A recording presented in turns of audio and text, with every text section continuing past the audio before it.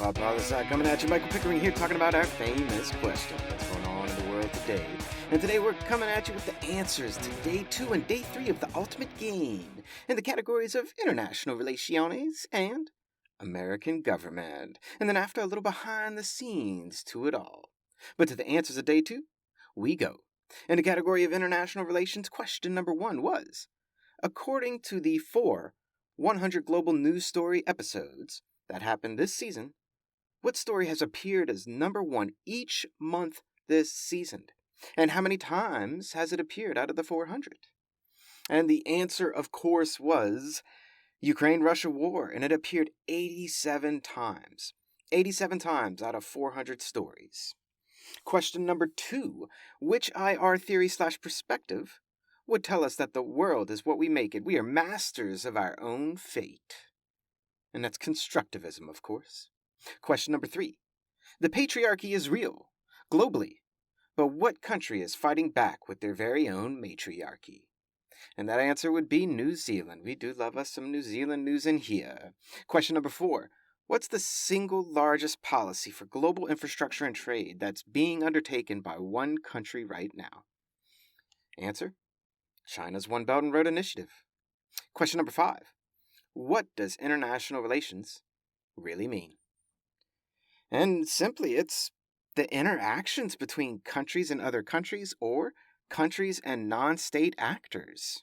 Simple as that. Interactions over borders. Now to Day 3, American Government. Question number 1. Alaska has a new election system unique to itself as far as the other 50 states are concerned. How does this new system interact with Duvernay's law to affect the party system in the state? And the answer? It doesn't. It's still a single-member district system. It's simply a sleight of hand from the election makers. Question number 2. Who runs and owns the Federal Reserve Bank, aka the Fed?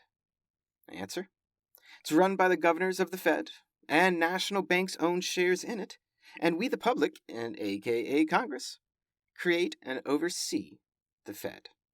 Simple as that. Question number 3. Name the type of electoral system that all U.S. senatorial elections use. Answer: it's a trick question. States run their own elections, and therefore they're different. There isn't one. I know some of you mad out there about that one. Question number 4. When was the last time the U.S. declared war? And against whom was it declared? The answer is 1942, and it was against the European Axis powers after Japan in December of 1941. And question number 5. How many states and territories is weed legal in? And what are the territories by name? And the answer is 21, and it's D.C. and Guam. And so there you have it, the last of the answers to the ultimate game. How did you do out there? Let us know, right in. But now, just like yesterday, because we're at the end of the year and the end of Season 6, I want to do a bit of behind the scenes of the making of the game. And if we're going to be honest with this behind the scenes, then I got to give a big shout out to the Keats. And that's right, the Kates of the Ayla Keats, because you, the game happened this season. You see, last season, during the long form episodes we did, we also had a little segment in there called Lo-Fi Global Trivia. And when the Keats got word that we were going short form, they said, hey, you should keep the trivia thing as a little mini episode. And thus, the game was born in Season 6. Now, as far as the birth of the ultimate game, well, this semester was hard for lots of people. So I wanted to give one last op for people. But it couldn't be a free giveaway. Oh, no. You had to work for it, for sure. And out of the 80 possible people who could have claimed Season 6 Lo-Fi Loot for answering 80% correctly, only one came close. Like, really, really close in many ways, possibly even got it. But just that one. But right in, people. Do you think we should continue the game episodes next season?